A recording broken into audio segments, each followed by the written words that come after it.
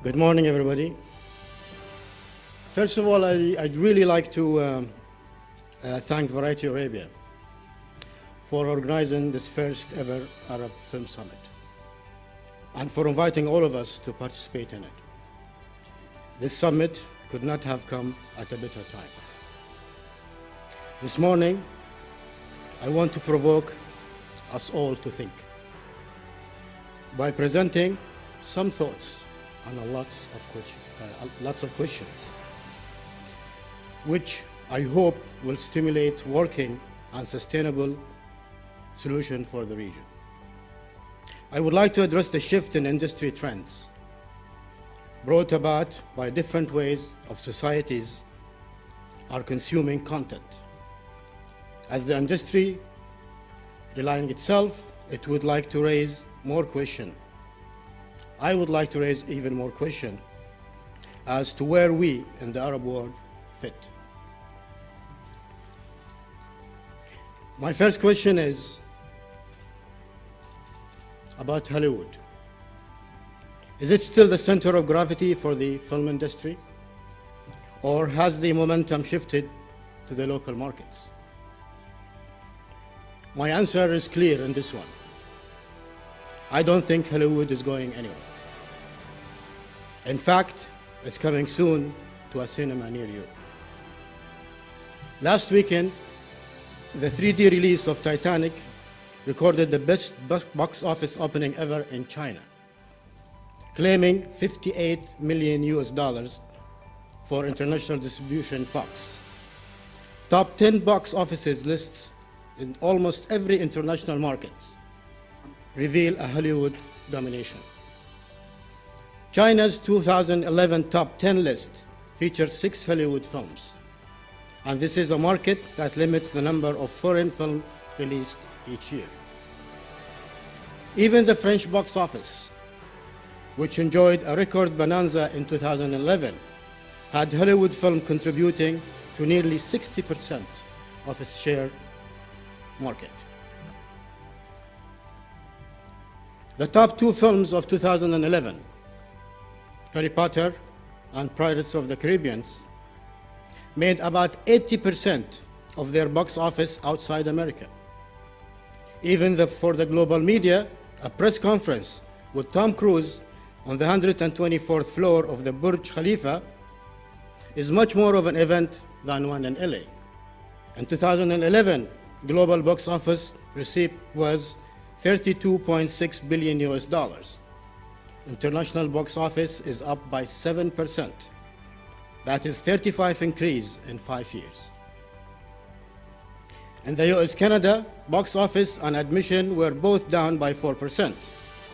Yes, it has been a tough year for the studios, and there is a considerable concern, perhaps even paranoia in LA over the future of film. Franchises are coming to an end. The star system is still underperforming, and the future of financing remains uncertain. In this seemingly gloomy scenario, the international box office offers a ray of hope. Paramount became the first studio to break the $3 billion mark in international ticket sales, thanks to Transformer 3, Kung Fu Panda 2, Thor, Puss in Boots, and others. If anything, I think we can reassure our friends in Hollywood that they are safe for the immediate future as its trade shifts overseas. So why are the box office revenue and admissions falling in the US and Canada? Is the trend in North America a sign of the future of the movie business for the rest of the world? Technology, as we all know, has changed the traditional rules of business. The way studios are accustomed to running the show. No matter the means, what is the pirates of DVDs or content that can be downloaded, piracy is affecting the film industry. But is piracy a system or a cause? The movie industry decides when customers can see movies. On that, on what media platform, and at what price. As a result, the industry is depending on DVD sales and box office success. Should studios rethink the way they are distributing content? Think what Apple did for music with iTunes and iPod. It gives consumer choices and invented a whole new business model. This year, online viewing in the USA is expected to capture $1.7 billion US, compared to the $11.1 billion predicted revenue through physical viewing. 2016 estimated sales that while physical viewing will still remain 75% of the revenue, online will capture 17%. Netflix, which claims to have 24 million subscribers, accounts for 25% aggregated internet traffic. Online viewing is unlikely to provide the primary revenue stream to content owners, but it is a medium that cannot be ignored. Sure, the novelty factor of going to the movies remains in similar emerging and developing markets, but it is just a matter of time. Is it? Will the movie business can be affected the same way the music industry was? Everyone is looking eastward. And no wonder international box office received $22.4 billion US. Yes, significantly higher than the US-Canada, which is only $10.2 billion. Globally, the number of cinema screens are increasing by 3%, with their primary growth coming out of the international markets. 3D screens grows strong in the Asia-Pacific and Latin America. According to ISH research, in 2011, China was adding an average of 8 new movie screens built every day. Even in India, a market that has generally challenged Hollywood, Walt Disney Company has found a way to make its territory by taking over Indians' UTV movie pictures. Companies, film or not, that are looking at the foreign markets are all adapting in order to expand and grow. Helms creating a sari for its Indian clients. Hollywood's Kung Fu Panda sequel is a roaring success in China, and the industry trade, Hollywood Reporter and Variety, have launched Russian edition. McDonald's has clearly set an example. The rest are happy to follow. So where does the Arab world fit in it?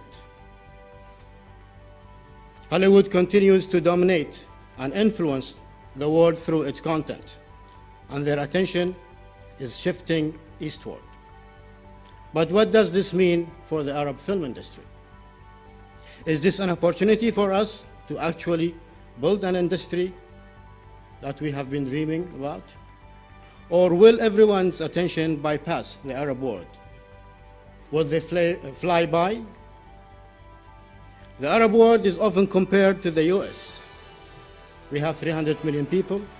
We speak the same language, although in different accents and dialects. But this comparison might not be very accurate. Some people even compare us more with the European Union, as each Arab country has in a way, its own culture and consumption patterns. What the other Arab countries do have in common is growing youth population. 60% of our population is under 20 years. They all have similar aspiration and ambition. But then again, they all have different daily experiences.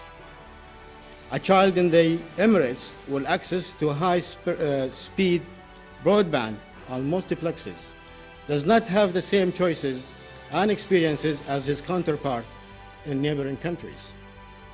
Those differences vary even more as we visit Arab countries in the Levant or North Africa. What our people also have in common is access to more than 500 satellite channels and strong TV culture, as more than 75% of the region's population watches TV 7 days a week. And of course, the impact of Western or Westernized content in our lives is really undeniable. Take a look at our box offices. In the UAE and Kuwait, it is nearly 100% dominated by Hollywood. It reduces to about 70% in Bahrain, 50% in Maghreb, and almost to zero in Egypt, which of course has its own quota system to support the local industry. On TV, our children watch American Got Talent along with Arab Got Talent, which has participants singing in English and winning. Arab Idol, which is a spin-off of American Idol, had 43% Saudi viewer tune in, has more than 500,000 Facebook fans and 27 million viewers on YouTube.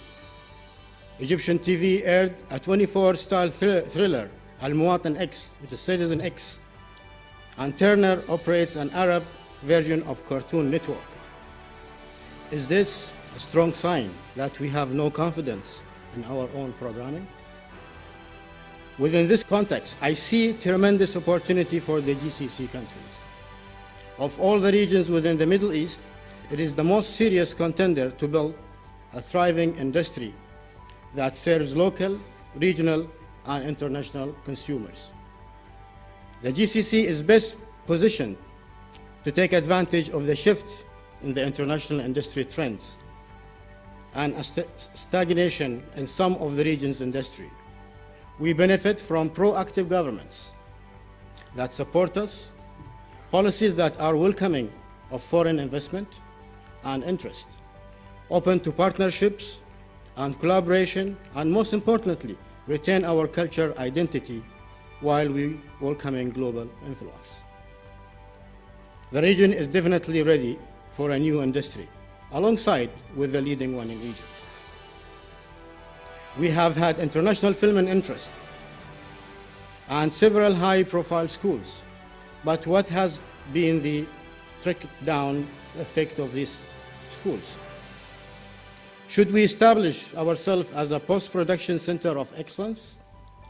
We are seeing more Arab TV serials temporarily relocate to the GCC for their production, but how can we retain the business?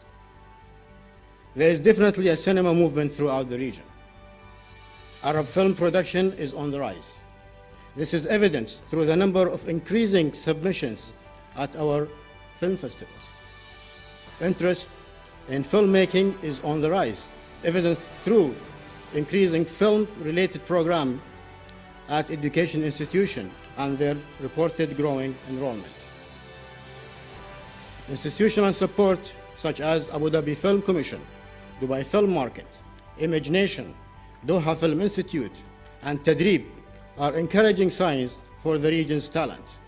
And needless to add, the government's investment in Dubai Studio City and 2454. The world's audience are more curious about Arab films than ever.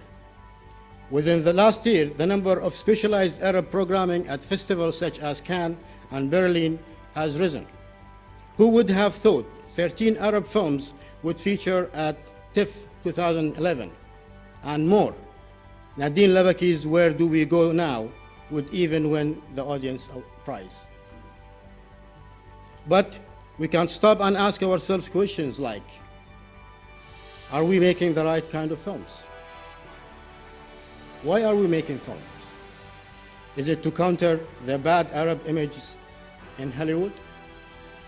Is it to tell stories, to entertain, or to preach? If we look at the popular of successful crossover Arab films such as Paradise Now, America, Caramel, or Where Do We Go Now, they all went beyond the politics of being Arab to present stories from Arab societies that had universal appeal. Once we make our films, how do we get Arab films into Arab cinemas? Are our distribution models working? The region has both extremes. Egypt's quota model to the UAE free market example. I believe in consumer choice, but I also believe consumers must be presented with the choice, which is currently not the case. Currently, 35 million Arabs are on broadband, and this number is expected to hit 60 million by 2015. Is online streaming the best way forward for Arab films? Cinemas, which is following the Hulu model, offers only Arab content and already has 500 titles. Will an online technology entertainment revolution change the way real-world distribution works? Or will Arab films skip traditional physical viewing to online streaming? Of course, we still face challenges, and we all know what they are. Limited funding, not enough focus on talent development, infrastructure, hard and soft, disorganized distribution and marketing, more script development focus needed, not enough specialized film school, censorship, absence of film culture, and piracy, which is also a global issue. In a way, we know what the answers are. But what we need is an organized work towards sustainable solutions. It is clear that the film industry all over the world is undergoing tremendous change and is trying to reinvent itself without destroying local industries. We in this region face a unique challenge as we are creating an industry against this backdrop of change. The advantage is that we know the challenges. We know most of the answers. What we need is to view the changes as opportunity. We need to react quickly and draw up a clear strategy, develop a roadmap, and work together as stakeholders to create a thriving industry in the Middle East, GCC, for the Arab world and beyond.